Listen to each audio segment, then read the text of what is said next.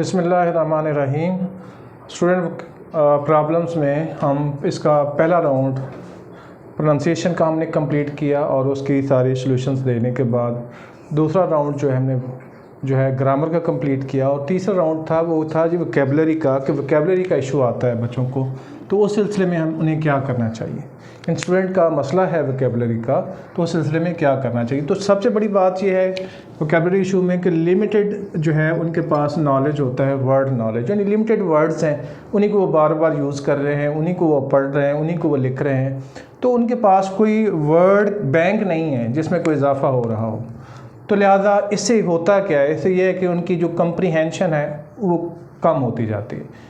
क्योंकि मिसाल के तौर पर एक क्लास 6 का स्टूडेंट है, 7 में चला गया तो उसने वोकैबुलरी वही रखी है, 7 में चला गया तब भी वही रखी है, अब वो 8th में आ गया तब भी वोकैबुलरी के उतने ही अल्फाज हैं उसके, इस तरीके से 9 में आ गया, 10 एंड सो ऑन चलता जाए। तो अब वोकैबुलरी बैंक में इजाफा नहीं कर रहा, तो नतीजा उसका ये होगा कि उसकी जो कंप्रीहेंशन है उसमें हिंड्रेंस आनी शुरू हो जाएगी, उसकी कंप्रीहेंशन जो है वो कम होनी शुरू हो जाएगी और लिमिटेड होनी शुरू हो जाएगी।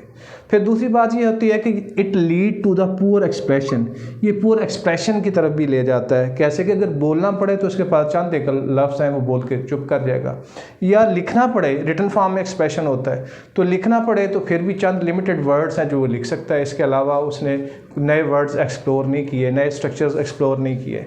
और बिल आखिर ये दोनों प्रॉब्लम जब उरूज पे पहुँचते हैं तो वो जो है रीडिंग को क्विट कर देता है। वो कहता है जी किताब इतनी डिफ़िकल्ट है, मैंने पढ़नी नहीं है, किताब से दूर भागना शुरू कर दो। उसे जब भी कहेंगे जी आप फ़लाँ चीज़ की रीडिंग करें या बुक रीडिंग जो है उसको आपको जो है वो करनी चाहिए, उसमें इजाफा करना चाहिए, तो वो कहता है जी हम तो किताब की शक्ल नहीं देखना चाहते, आप हमें बुक रीडिंग के मशवरे देते हैं। सोल्यूशन क्या है जी इसका? ठीक है जी, प्रॉब्लम तो हो गया।